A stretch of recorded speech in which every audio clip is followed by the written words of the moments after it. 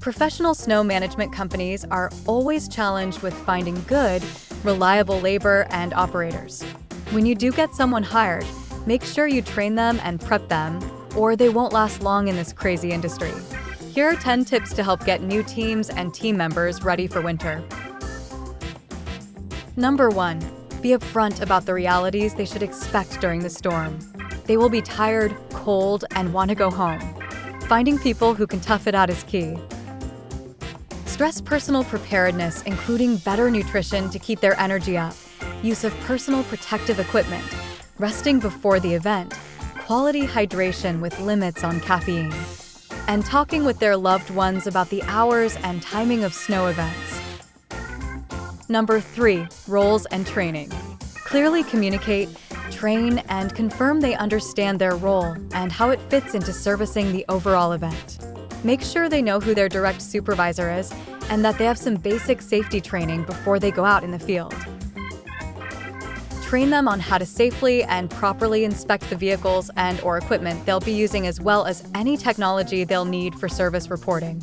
Teach them to be aware of moving vehicles on sites and at the shop.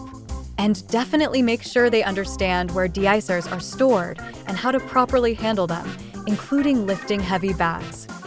Number 5. Train new hires on the sites they will be working on before the season. Help to prep them with service plans, the site layout and boundaries, and exits. Also ensure there is a quality site map available to them when they need it. Train on how to properly identify potential site risks and safety concerns that should be addressed with their supervisor and/or the client, including improper water drainage on a site, damaged property, and more. Make sure they understand that if they see something that looks unsafe, they can say something. It's also critical that they get to know their coworkers. Introduce them to the crews they'll be working with and their supervisor so they know who to turn to in case of trouble. Make sure they shake hands and know each other's first names, and discourage hazing new recruits. Help them hold each other accountable by encouraging strong relationships and camaraderie. Tip number 8. Help your team recognize new recruits so they can offer guidance and help. Consider a different colored safety vest or other identifier, or assign a veteran as a buddy for the first few storms to be their support. Give them the freedom to ask for assistance. In your training, ensure that they know they can come to their supervisor or to you with any concerns or issues, and that they won't be punished for doing so.